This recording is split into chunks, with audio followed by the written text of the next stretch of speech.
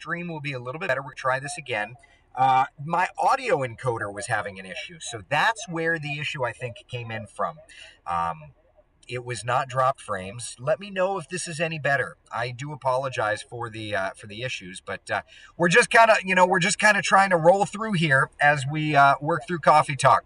Of course, today's big story continues to be the launch of Axiom 1, the crew now being transported out to the pad.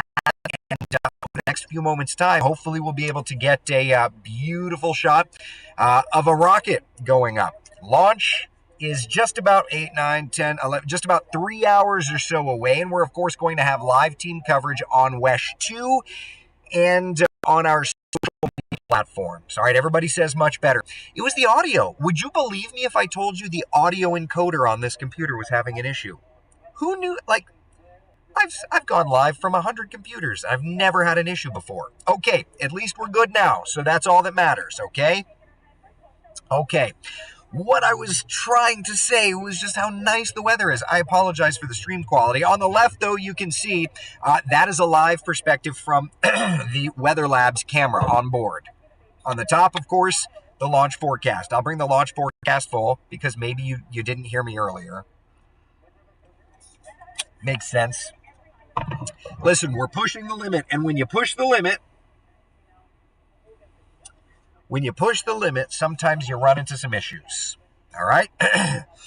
So, that said, obviously above you can see it is beautiful. The official forecast from the 45th is going with good weather. 90% chance of good weather for this launch.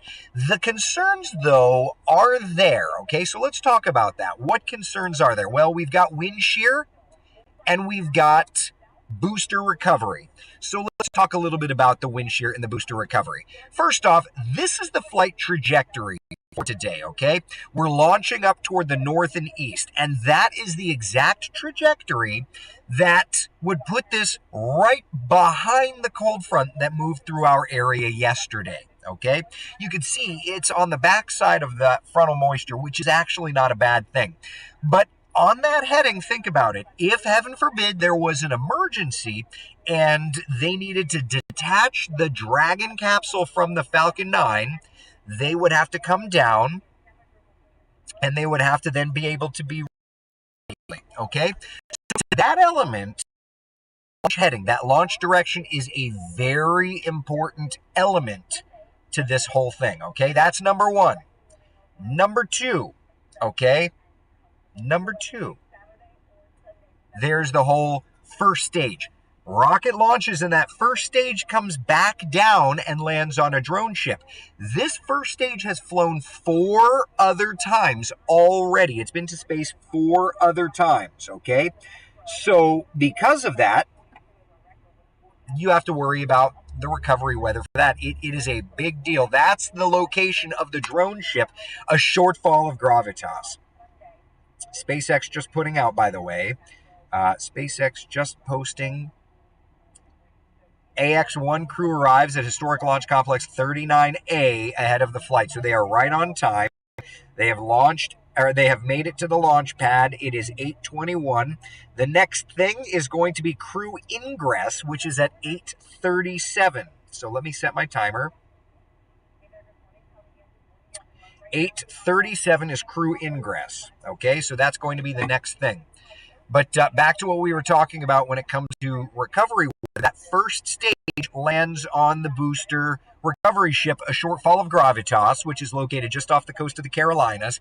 8 minutes. Think about it. It takes 8 minutes to get from the Kennedy Space Center to that location. And the seas in that area are running 6 to 8 feet. So it's bouncing around. And, the fact that they're able to get it is incredible. Okay, so that said, it's not, excuse me,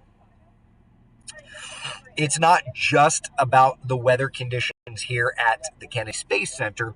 It also is across the entire trajectory, okay? Okay, questions? Can you talk about the 1 astronaut and 3 rich people? Well, I mean, listen, It's not for us to judge anybody's financial situation, but I will say that this is a private mission. So what does that mean? What does the private mission mean? The private mission means that there is one NASA former astronaut who is now an Axiom employee. He is commanding this craft, and there will be 3 paying customers that are going to be working on experiments while up there. But this is more than just space tourism. I want to be very clear on that, okay? Space tourism is when you go up, come back down, and you pay for the view.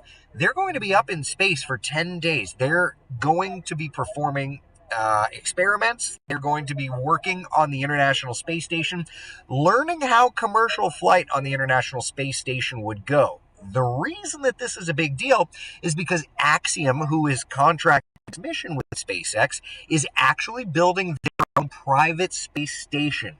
They're going to be adding modules to the International Space Station and eventually separate that and have their own commercial space station. You know, this is a big deal. This is the future of space travel, whether we like it or not, whether we're prepared for it or not. Look, it's not commercially available for most of us. I don't have millions in my bank account. I'm certainly not going to judge those, though, that do, because let me tell you something. If I did, the very first thing I would do, I guess I'd pay my house off. The very second thing I would do is I would probably try and get up to space. So, you know, that's a big deal. And these are taking steps in that direction, okay? So certainly launch weather is a big deal on a launch day. I do also want to make mention, though, that we have a pretty significant change in our temperatures over the course of not just today, but these next few days' time. Let's talk about that, okay? Over these next few days, look at these temperatures in Central Florida, okay? I'll bring it big so that you can see here. 75 our high temperature today, 73 our high temperature tomorrow, 77 on Sunday, and then 84 by Monday. The temperatures do start to climb, but this weekend, my friends, seriously,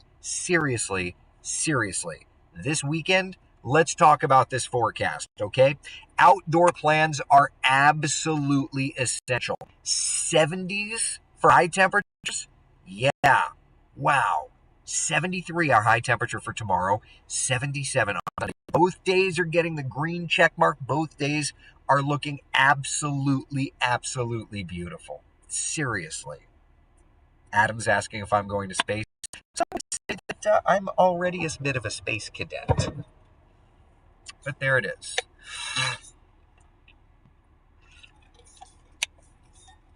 But there's that. All right. So this weekend is beautiful.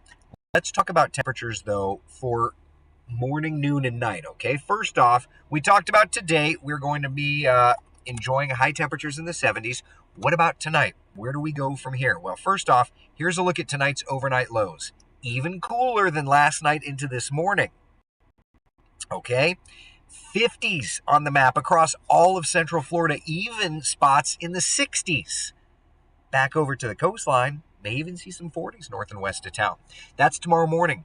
What about tomorrow afternoon? My friends, look at these temperatures. Upper 60s in Ocala, lower 70s for the metro, mid 60s back over to Flagler County. Okay, that's your high temperatures for Saturday. As a significant drop, we could be talking about record low high temperatures. Yeah, that's going to be a big deal.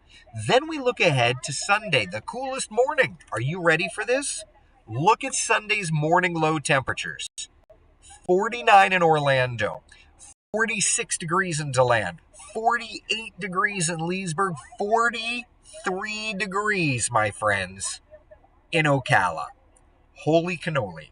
Back over to the shoreline, lower 50s. Yeah, big deal. Big deal, all right? 7-day forecast. And then I'm going to have to get ready for TV here in a second. But 7-day forecast showing absolutely beautiful weather for us today. Absolutely beautiful weather for us tomorrow. Absolutely beautiful weather for the weekend. But by early to mid next week, those temperatures start to climb. All right, my friends? All right, so you say that the stream is running better. That's incredible news. I will tell you that the launch window opens up at 11 o'clock. We're going to probably pop on at about 10:30 and do another Facebook Live special, all launch coverage all the time, okay? All right, be the sunshine in someone else's day. I will see you guys and gals on TV in a couple of minutes, and we'll have a full update from the lab coming up in just a couple of minutes. Bye, y'all.